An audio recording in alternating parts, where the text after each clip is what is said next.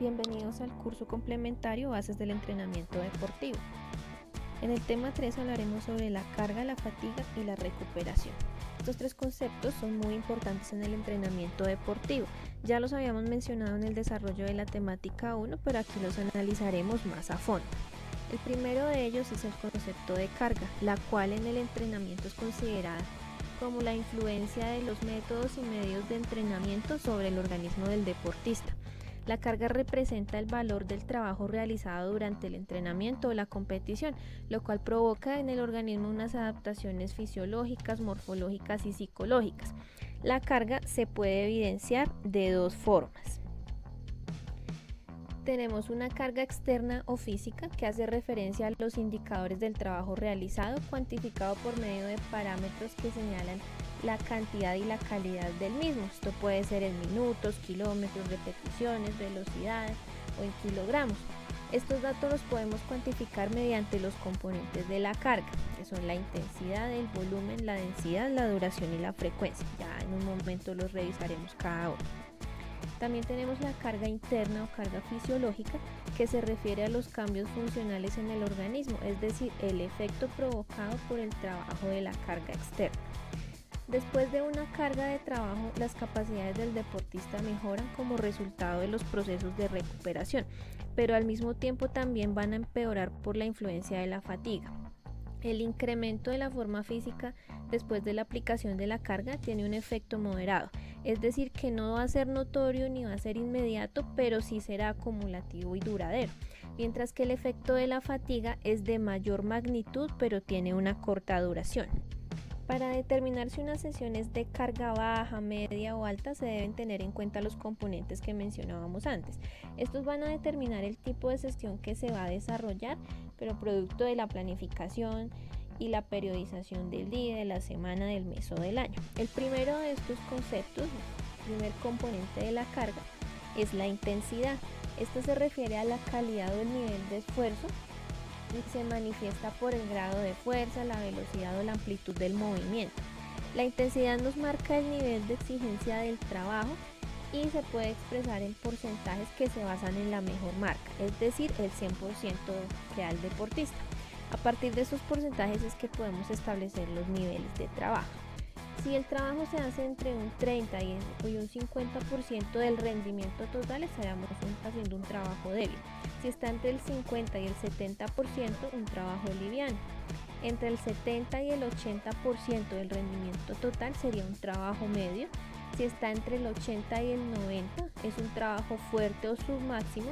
Si se trabaja entre el 90 y el 100% del rendimiento del deportista, es un trabajo máximo. Y si se trabaja entre el 100 o el 140, sería un supramáximo. Esto lo recomendado es, obviamente depende del desarrollo que tenga el deportista, pero pues lo recomendado es no sobrepasar el 100% de la capacidad del deportista. El siguiente componente de la carga es el volumen. Este hace referencia a la cantidad de trabajo a realizar en forma absoluta o parcial. Responde a la pregunta de cuánto se va a trabajar. Considerando la relación entre los componentes de la carga, el volumen siempre será inversamente proporcional a la intensidad. Es decir, que a mayor volumen pues va a haber una menor intensidad y a mayor intensidad un menor volumen de trabajo.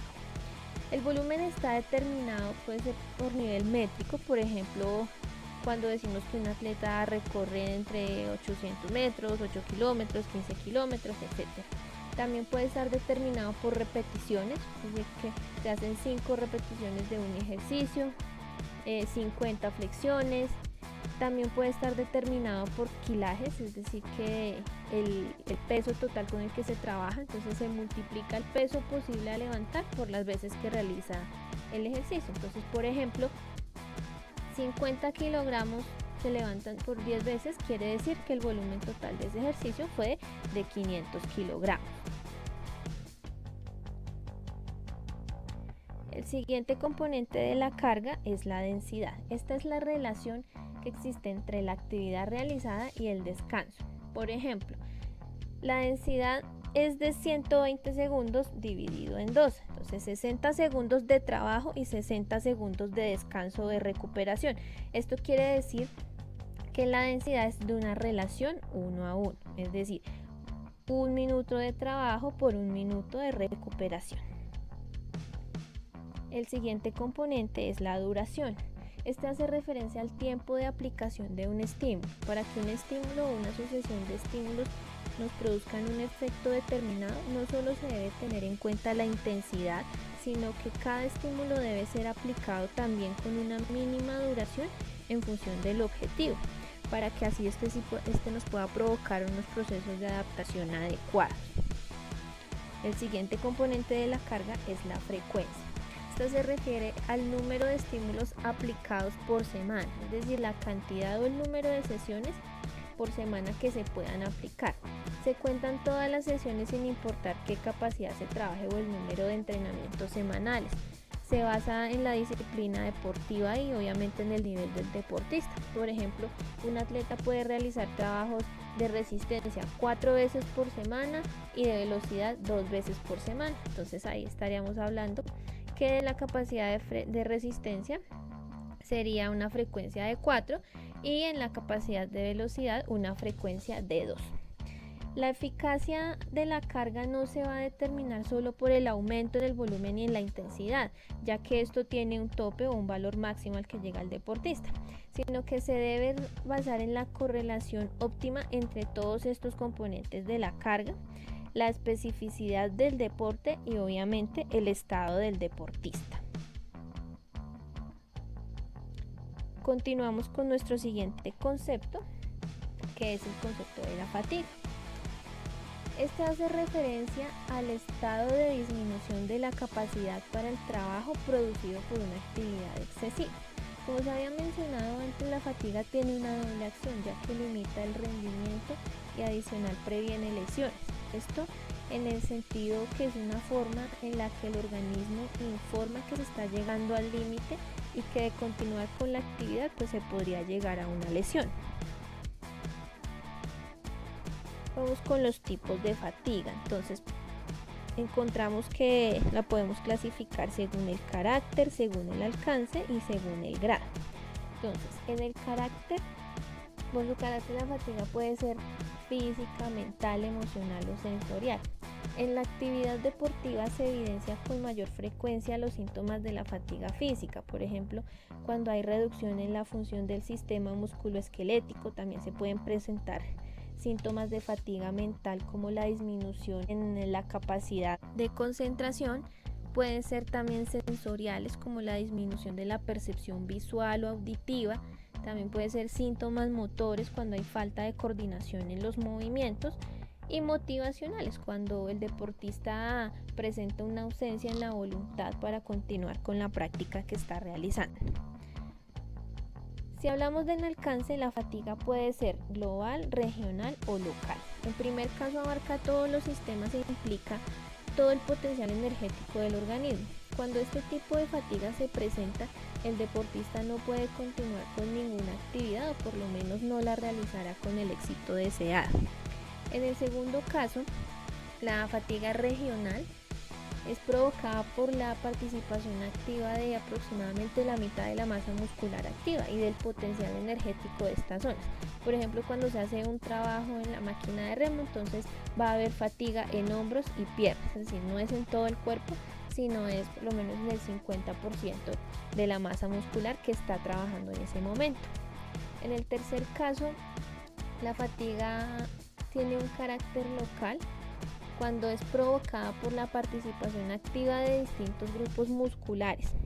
En la práctica deportiva se da primordialmente durante el proceso de entrenamiento cuando la carga tiene una estricta orientación selectiva, es decir, que se está aplicando a una zona específica del cuerpo. Si clasificamos la fatiga según la magnitud, entonces esto nos refleja el grado de agotamiento del potencial de trabajo del organismo. Podemos hablar de una fatiga compensada, de una no compensada y de una profunda.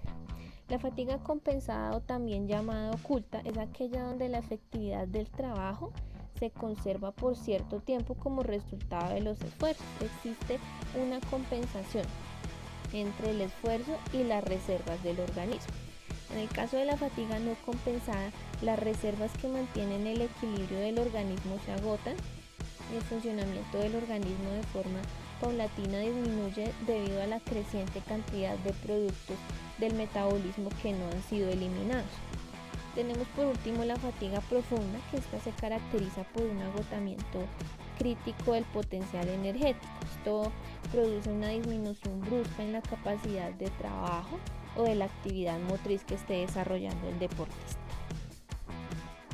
Las causas de la aparición de la fatiga, esto se puede dar por cargas excesivas, por no dejar recuperar el organismo después de un trabajo intenso o prolongado, trastornos endocrinos, es decir, a nivel hormonal.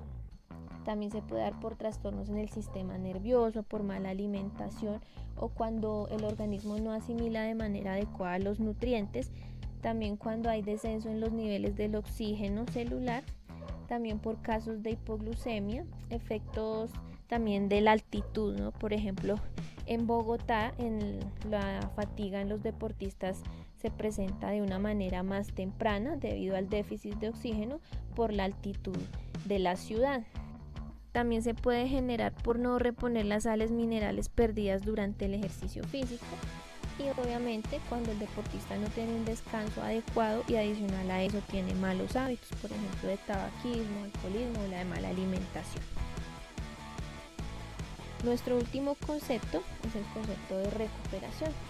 Este es el estado funcional del deportista donde se establecen las reservas energéticas y todas aquellas sustancias que intervinieron durante la ejecución de la carga física.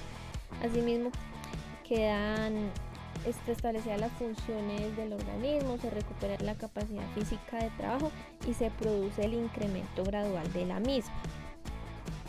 La intensificación de los procesos de recuperación da lugar a que en un punto determinado después del trabajo esas reservas energéticas superen el nivel inicial. Esto es lo que conocemos como supercompensación, que ya de ese concepto habíamos hablado durante la temática 1.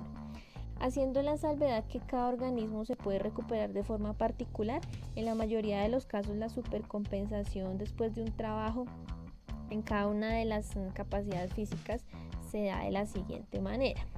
Entonces, esa supercompensación en el trabajo de fuerza se puede dar a las 24 horas, en velocidad a las 48 horas, en la capacidad aeróbica a las 10 horas y en la capacidad anaeróbica promedio a las 72 horas. ¿Qué medidas influyen en la recuperación? Por ejemplo, la alimentación, ya que debe existir un balance entre las calorías que aporta la alimentación diaria y el gasto energético que se experimenta durante el ejercicio. Esto se debe reponer mediante la alimentación. Es fundamental tener en cuenta las sales minerales y en general todos estos elementos que fueron usados durante el ejercicio físico. El descanso activo, que se trata de ejercicios de relajamiento de los músculos, lo cual produce incrementos en la circulación de los desechos metabólicos para que el organismo los pueda expulsar y no sigan generando fatiga.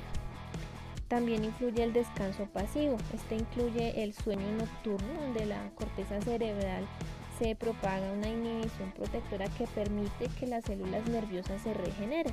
Esto también funciona acostándose o sentándose sin necesidad de dormir. Esto también va a generar un descanso.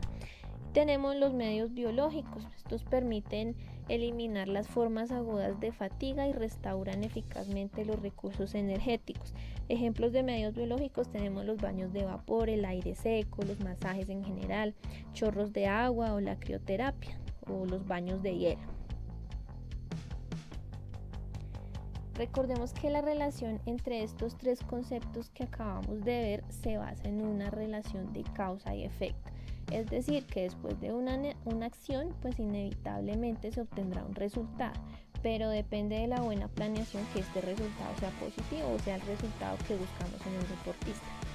La causa o el estímulo es la carga externa que se aplica al deportista, es decir, el trabajo físico que se solicita que realice.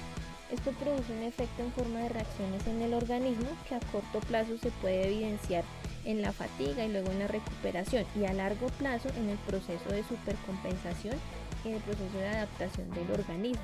Es decir, ahí es donde mejoran las capacidades físicas y psíquicas del deportista. El próximo tema que veremos es la planificación deportiva.